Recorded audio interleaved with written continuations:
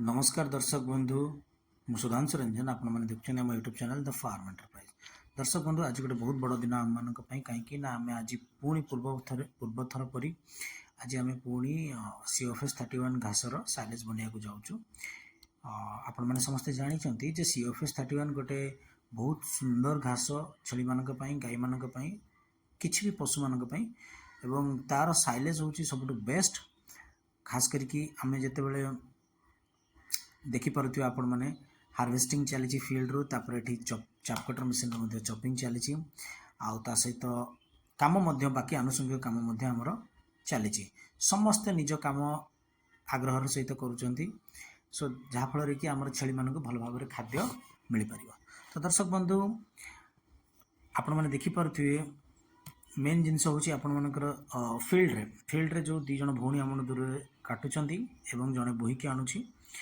तो सहीटा हूँ सब महत्वपूर्ण काम प्रॉपर टाइमिंग आउ कहीं पानी पाग सहित आमको सबकि तालमेल की काम करने को पड़ो। आपण मैंने देखिपे विगत 4-5 दिन है पानीपाग टिके विपरीत रही भी आम काम जारी रखीचु। ये सहित आमर सेपटे चापकटर मेसीन कटिंग चलती आम गोटे आमर श्रमिक भाई भाई मैंने हेल्ले भी कौन है आम गोटे परिवार भाया गोटे टीम भाया काम करने को चेष्टा करूँ जहाँफल कि आमर कम गुड़ाक अति सहजरे आ सुविधार हो पार। घटना कौन हुए ना जिते बड़े आम नुआ करी फार्म करुचे कि जो मैंने पुराना चाषी भाई मैंने समस्ते अनुभव करेंगे जे लेबर समस्या सब बेले रही तेणुक से जो लेबर समस्या बा श्रमिक मान जो प्रोब्लेमटा रही दूर करने सब बड़ चैलेंज किंतु तादर आम मास्टरी करूँ विगत किसी वर्ष धरिकी कहीं ना आमर जो श्रमिक भाई भाई मैंने अच्छे से लोकल रू आसती तो सेमानकर टीम वर्क टाक आम कनसीडर करूँ कहीं आम दायित्वटा दे दूँ जे से किपरि भाव से दायित्वटा को तुलेबे आ किपरि भाव से काम करेंगे। तो देखिपे भौणी मोर केते सुंदर भाव चापकटर मेसीन रे चॉपिंग काम कंटिन्यू करुच्ची सहित आमर 2-3टी जिनस एका सांगे चलती जड़े भाई आमर छेली मानकर बाकी फार्म रे जहाँ आनुषंगिक काम अच्छी जोटा कि प्रत्येक दिन हुए से गुड़ाक कंटिन्यू करुच्ची। दी जन भौणी आमर फील्ड रू कटिंग करुँच बोहीकी आणिकी स्टोर रूम पाखे गदा करुँच आउ जड़े भौणी आमर चापकटर मेसीन रे चॉपिंग करुच्ची। तो एमती फास्ट हाफ रे आमर दिन गोटे 2टा भितर चॉपिंग काम कंप्लीट हो आम सेकेंड हाफ रे 3टा रू 5टा भितर आमर पैकिंग काम कंप्लीट हो जाए।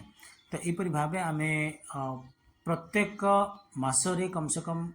7 ରୁ 8 टन साइलेज आम निजपाई बनाऊ से किसी भी होता ना कहीं देखते ऑलरेडी किसी घास ये स्टोर रही ऑलरेडी पुराना साइलेज बैग आपने देखिपे। तो कौन सी भी जिनस आम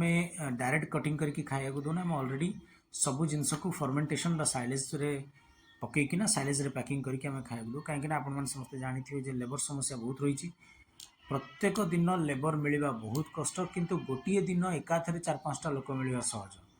ये जिनस आम अनुभव करूँ विगत किसी वर्ष धरी आपण मैंने जो मैंने वीडियो देखुए जो चाषी भाई जो मैंने नुआ करी कि पुराना करी फार्म कर अनुभव करते आप एकाथरे लोक डाकिले आसवे किंतु केबे भी जड़े 2 जन लोक डेली कहे कम को आसवे से डेली आसबे 30 दिन कम को तो केबे भी आसबे